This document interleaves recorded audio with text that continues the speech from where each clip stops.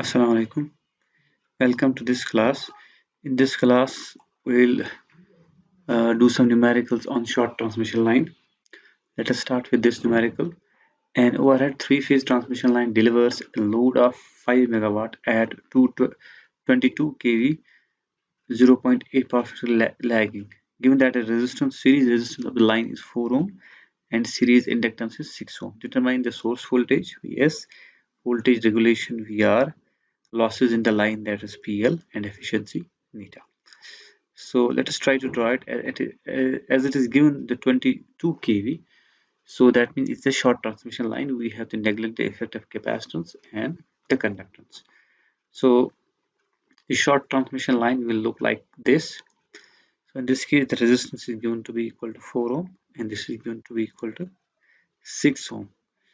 So let us say the current flows from here to here is IR, and the voltage at this point receiving end is VR, and the voltage at sending end is Vs. So we need to find out this Vs first in a voltage regulation, losses in this resistance, and the efficiency. So load at receiving end is given as PR, that is receiving end power, is given as 5 megawatt, and VR, that is receiving end voltage, is given as 22 kV. It is not 220, it is 22 kV. It is given as three phase. So from here, this 5 megawatt can be written as root 3 VR IR cos of phi, where all of these are the line values, that is line voltage, line current. So this will be the total three-phase power. So from here we can get the value of IR. It comes out to be equal to 5 megawatt divided by voltage 22 kV and power factor 0.8. So its magnitude will be equal to 164 amperes, and in phasor term or polar form it is given as 164 minus 36.86 because power factor is given as 0.8 lagging.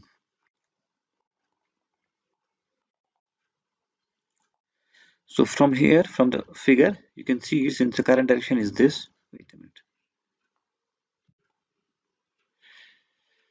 Current direction in this diagram is from here to here. That means this Vs will be equal to this Vr plus this voltage drop. So this Vr will be equal to, Vs will be equal to Vr plus IR into this impedance Z. So this comes out to be, we have to take the phase values to 22 by root 3 into 10 to the power 3 angle 0. We are taking this as a reference, and we always take this as a reference. And then 164, that is the value of the current at an angle of this is 4 plus j6. So total Vs will be 13.822 at an angle of 1.632 kV phase to neutral. So phase to phase value will be, you just have to multiply root 3 to this, that comes out to be 23.94. 1.632 is this angle line to line. So this angle has an importance because this angle is to be, it is, since this is with respect to this VR, that means this has an angle of this 1.632 with respect to this, that is known as usually delta, that is denoted by delta. So delta is equal to 1.632. It's very small, and while deriving the voltage regulation I told you that this delta has to be very small so that the voltage regulation derivation which we have done already is valid.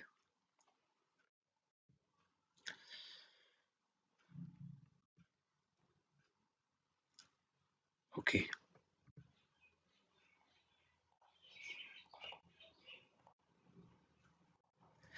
Now coming to this, now Vs has been calculated as this. Now voltage regulation will be the magnitude of the source voltage, that is Vs, minus magnitude of receiving end voltage divided by magnitude of the, it should have been receiving end voltage. So multiplied by 100. The magnitude has been calculated as 23.94, that is this, minus 22 divided by 22. It comes out to be equal to 8.82. This is the exact value of the voltage regulation. We'll try to find out it by the approximate value which we have actually derived for this short transmission line when delta is very small. It's this. So PL is the losses. Will be equal to 3 times IR square into R, because this IR is flowing through this resistance R, which is the series resistance. So 3 into 164 square into 4, it comes out to be, I have converted into megawatts. Actually I have divided here 10 to the power 6, then it will be megawatts. So it will be 0.3227 megawatts. Efficiency will be output by input. Output is given as 5 megawatt. Input will be output plus losses. So efficiency will be 93.93%. So voltage regulation can be found by this formula as well, which we have discussed in the previous class. It is equal to I2 by V2. So here it will be equal to IR by VR, R cos of theta plus X sin of theta, plus here because the power factor is given to be lagging. So R is given as 4, cos theta is 0.8, X is 6, sin theta will be 0.6. You can calculate this. Sin theta when power factor is 0.8, that means cos theta is 0.8, sin theta will be definitely 0.6. You can also calculate it by first calculating theta and then this, or you can calculate it by 1 minus sin theta is equal to square root of 1 minus cos square theta. It comes out to be again 0.6. So while calculating this, it comes out to be equal to 8.78%. It is very close to this. This is the approximate value, and this formula is usually we use, but I have shown you the exact value as well, and the difference is very small because here delta is very small. That's 1.632.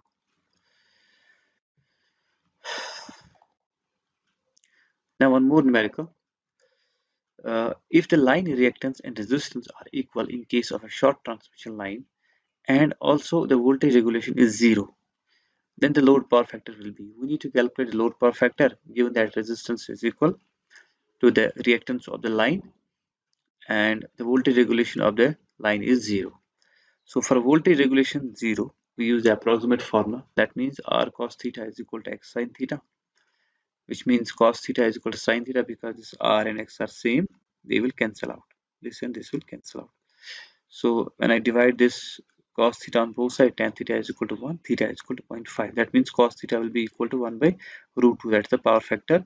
That is 0.707. And we know that this formula is valid when this is 0 voltage regulation. Power factor is leading. Here power factor will be 0.707 leading. Now next one is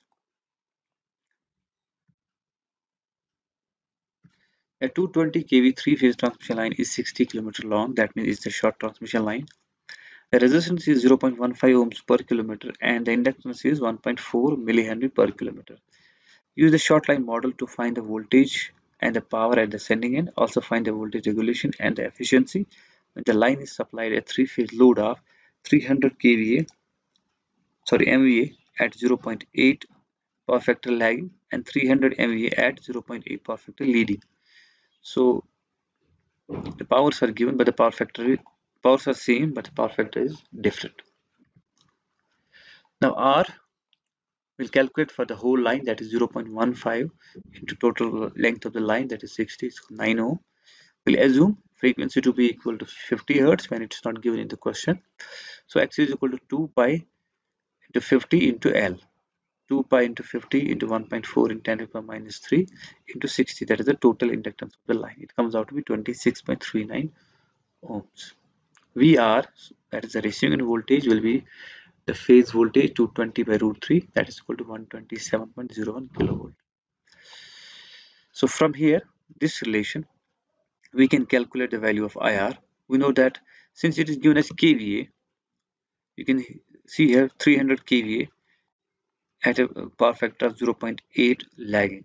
If it has been given, if it would have been given as kilowatt, then here we'll have been using the formula as root 3 IR VR cos of theta. But here it is given that 300 kVA, so here cos theta has not to be multiplied. We have to simply multiply the value of voltage and current with each other. So it is root 3 IR into VR is equal to 300. So IR will be equal to 300 into 10 to the power 6 divided by root 3 into 220 into 10 to the power 3. That is the voltage. Because here we are, when the three-phase power is calculated, here we have to use the line value. That's why here we have used the line value, not the phase value. Phase value will be used over here. So it comes out to be 787.3 at an angle of 36 minus 36.86 in this case, because here given that the value of power factor is lagging and 0.8.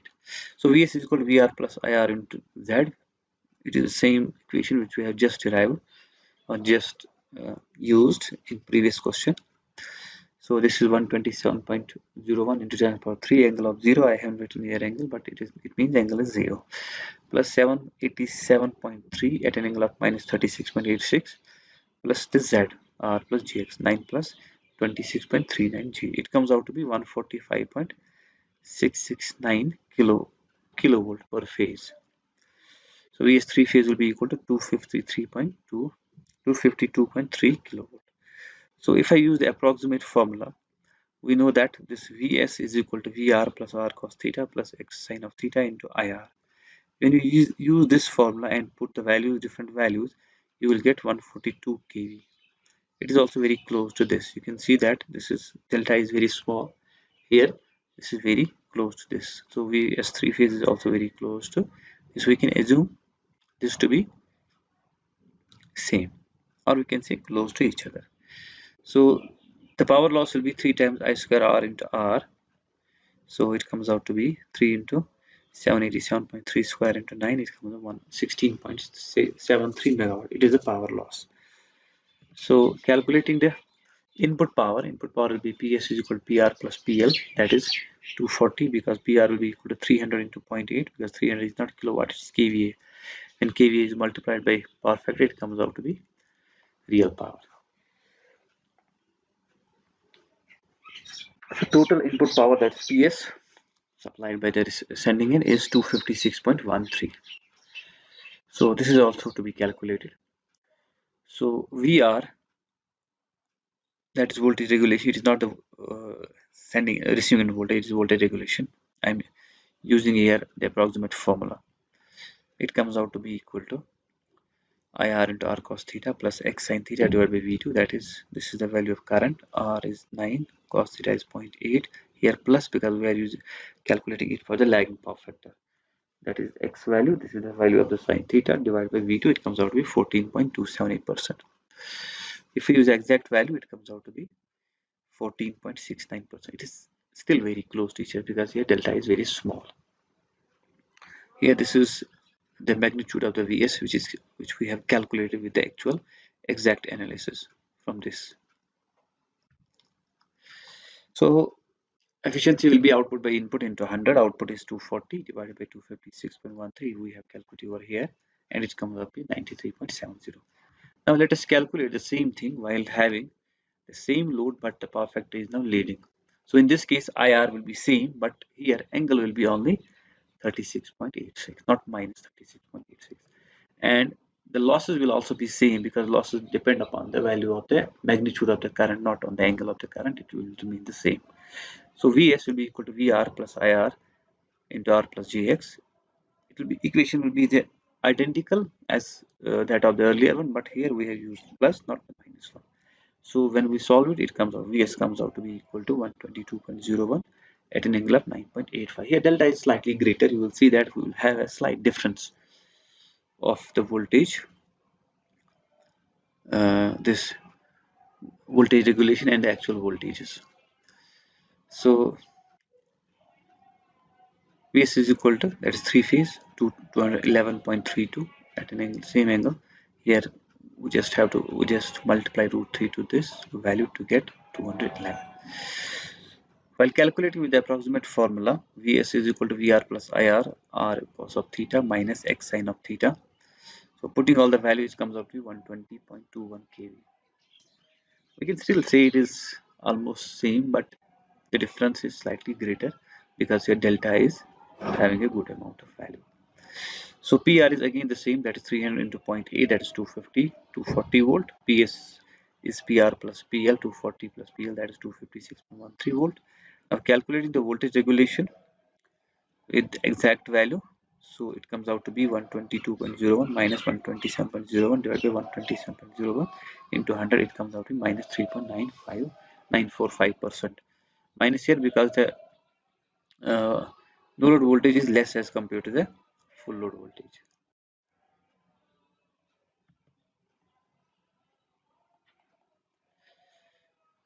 And efficiency. Okay, now this is the voltage regulation while using the approximate formula. When we use the approximate formula, you can see the voltage regulation has a good amount of difference. Again, as I have told you, it is because of the value of increase delta. Efficiency will remain the same because input power and output power have not changed, they are same. Now coming to the medium, next topic, that is the medium transmission line. In this case, the medium transmission line, the length of the line is considered to be 80 to 250 kilometer, and the capacitance is not, hence the capacitance is not like neglected, because the charging current becomes appreciable.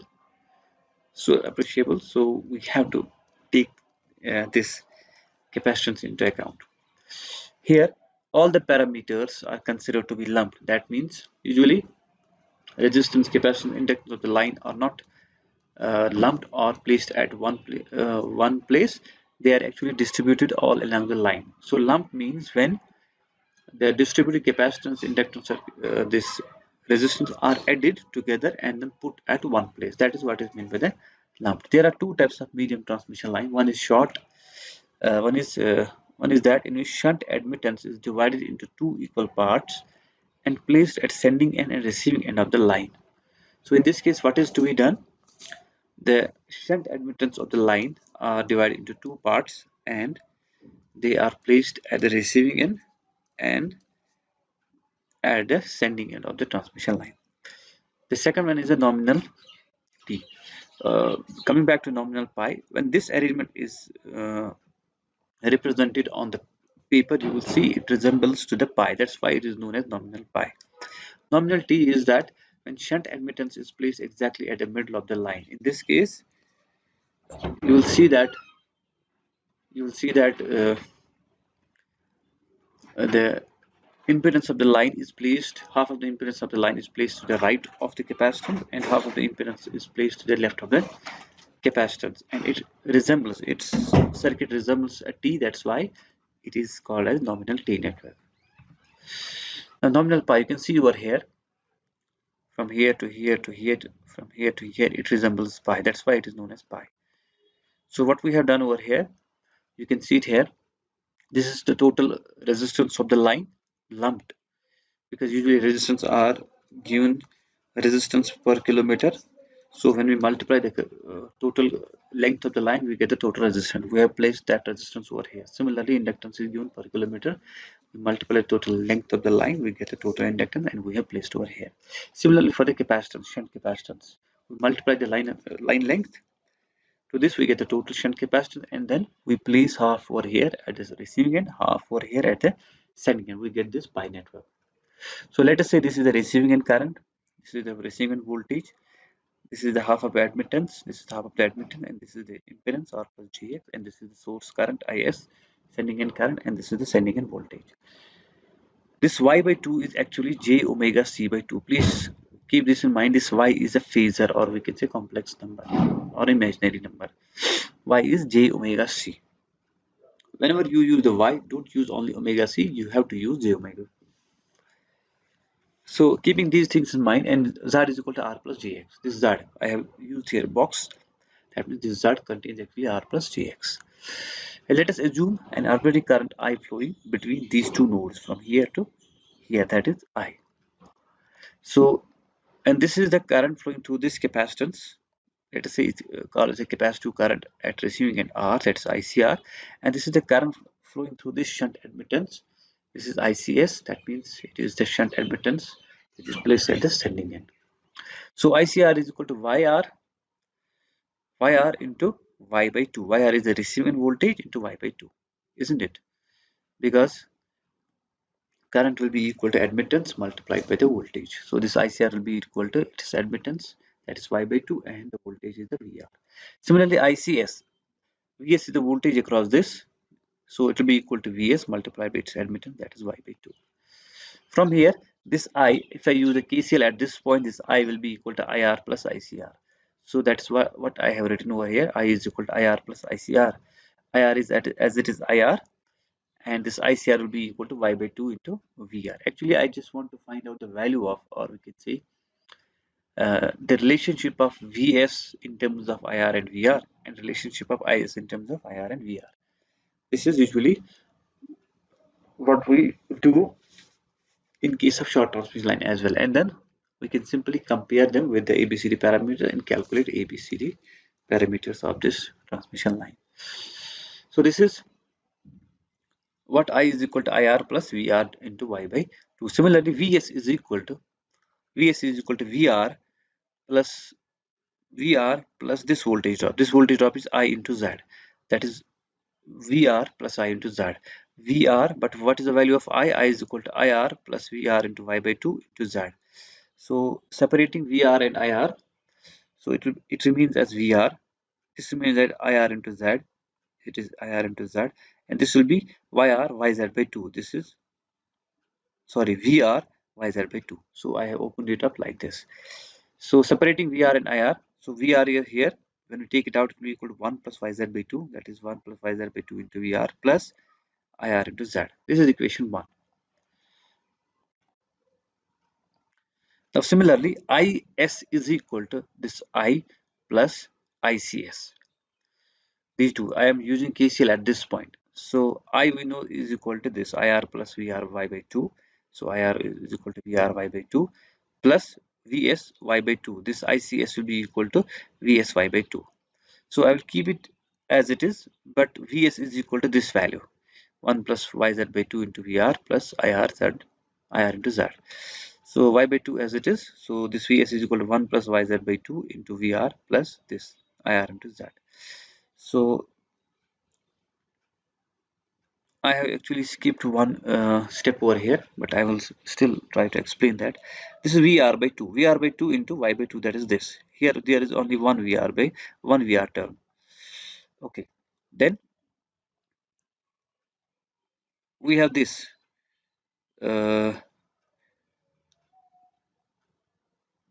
Okay, this is Vr y by 2. Then this term, it will be equal to Vr into y by 2 into 1 plus yz by 2. That is this term. Okay, so these two terms are with Vr.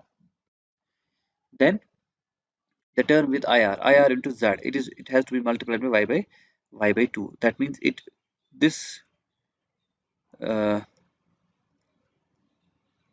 okay, this term will be equal to IR Z into y by 2. That is this IR yz by 2 plus IR. It is actually this IR. So when I take this out from this, it comes out to be IR into 1 plus YZ by 2.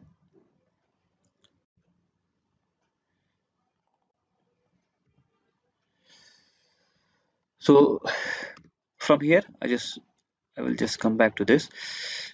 Now when I multiply this to this, it will be equal to y by 2 plus y by 2 plus y square z by 4. So, and here I will take IR as common. It will be equal to 1 plus yz by 2. Please keep this in mind. This will be equal to y by 2 plus y by 2 plus y square z by 2. That is what I have written in this page. This is VR into y by 2 plus y by 2 into y square z by 4 plus 1 plus yz by 2 into IR I have taken as common. So y by 2 into y by 2, y by 2 plus y by 2 is equal to y plus y square z by 4. I will take y common. Here it will remain 1. Here it will be yz by 4. So it will be equal to VR into y 1 plus yz by 4. So this remains at 1 plus yz by 2. So this will be equation 2. When we compare the equation 1 and equation 2, you can see that this is equation 1. Equation 1 with ABCD parameters. ABCD parameter has Vs is equal to AVR plus BIR. It means A is equal to 1 plus YZ by 2 and B is equal to Z. Similarly, for the next equation, that means IS is equal to C VR plus DIR. That means C is equal to Y plus YZ by 2 and D is equal to Y plus YZ by 2. So these are the ABCD parameters of the medium transmission line, which is modeled as pi. So here you can see A and D are equal.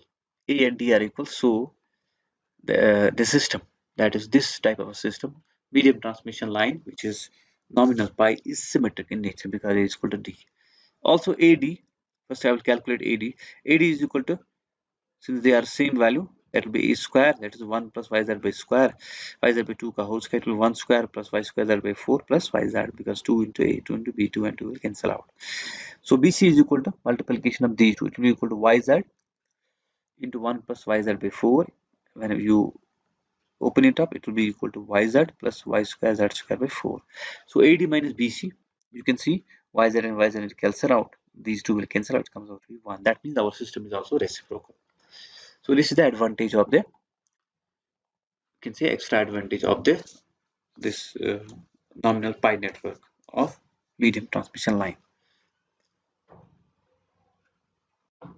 Now coming to the nominal T, you can see I have told you in the beginning that the whole shunt admittance is placed at the middle of the transmission, and that means at the right side we have Z by 2, at the left side we have Z by 2 on the sending end. So let's assume this is a VR receiving end voltage, this is IR receiving end current, this is IS sending end current, this is VS sending end voltage. Again, Y is equal to j omega c and Z by 2 is equal to R by 2 plus jx by 2. I will use Z by 2 instead of this value because it will be very simple.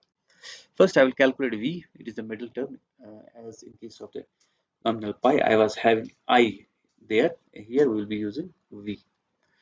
I is equal to VR. Sorry, V. V is equal to VR plus this voltage drop. That is VR plus IR into Z by 2. IR into Z by 2. So here IC is equal to V into Y, because the capacitance has a voltage of V across it and it has an admittance of Y, so that this IC will be equal to V into its admittance, that is V into Y. So IC will be equal to Y and V has the value of this, that is VR plus IRZ by 2. Therefore IC is equal to VRY plus IR into YZ by 2. This is the value of IC because I will be using it to calculate this IS. From at this node you can see IS is equal to IC plus IR. IS is equal to IC plus IR. IR is as its IR. So this is VRY IC plus IR into YZ by 2. So taking the terms, VR is only one term and we have two terms of IR. I will take common IR over here. It will be equal to VR into Y plus 1 plus YZ by 2 into IR. You can see over here VRY in plus 1 plus YZ by 2 into IR. This is the value of this IS in terms of VR and IR. Similarly, Vs is equal to V plus Is Z by 2. You can see it from here. This Vs is equal to this V plus this voltage drop, that is Is into Z by 2. So putting the value of this V and Is, we get V is equal to VR plus IR Z by 2 and Is has a value of VRY plus 1 plus YZ by 2 into IR and whole multiplied by this Z by 2. So it remains as it is, VR plus IR Z by 2 plus, when we multiply here this VR into Y, it has to be multiplied Z by 2, it comes out to be VR Z by 2 into Y, and then this term, this is Y plus 1 plus YZ by 2 into IR into Z by 2. It will be equal to, when you multiply this Z by 2 inside this, it will be Z by 2 plus Y Z square by 4 into IR. So taking VR terms separate, we have this VR term, we have this VR term, take the VR common, we will get 1 plus YZ by 2 plus IR is here, Z by 2, here it is Z by 2, it is YZ square by 4. So this comes out to be VR into 1 plus YZ by 2 plus Z. We'll take Z common because it will be Z plus Z by 2 plus Z by 2 is equal to Z, and here YZ by 4, take Z over here, it will be this Z into 1 plus YZ by 4 into IR. Comparing with ABCD parameters, again A is equal to 1 plus YZ by 2, B is equal to Z into 1 plus YZ by 4, C is equal to Y, and D is equal to 1 plus YZ by 2. In case of nominal T or nominal pi, A and D will be same irrespective whether it is nominal B, nominal pi or nominal T. But B and C will vary in case of nominal pi and nominal T. In case of nominal pi, B is equal to Z, and in case of nominal T, B is equal to C is equal to Y. So this is the only difference. You can see in case of pi, this term, that is 1 plus pi Z by 2, is multiplied with this. Otherwise, it is same. It will not change. In case of T, this term is multiplied with this Z, that is the B term, and rest is same. This has not this term with when it is a nominal T. So only this term is the difference in case of nominal T and nominal pi. In case of pi, A and D will be same. I will repeat this. A and D will be same in both nominal this T and nominal pi, but in case of pi, this term is multiplicated to the C, and in case of T, this term 1 plus y Z by 4 is multiplicated to, or it is in multiplication with this Z in case of pi. So please remember this. So you can see that this, since the terms are same, almost same as that of the nominal pi, you will see that this a and d are same, and AD minus BC will also be equal to 1. So nominal T network is also symmetric as well as reciprocal. So I think today it is enough. I will stop over here. Thank you very much.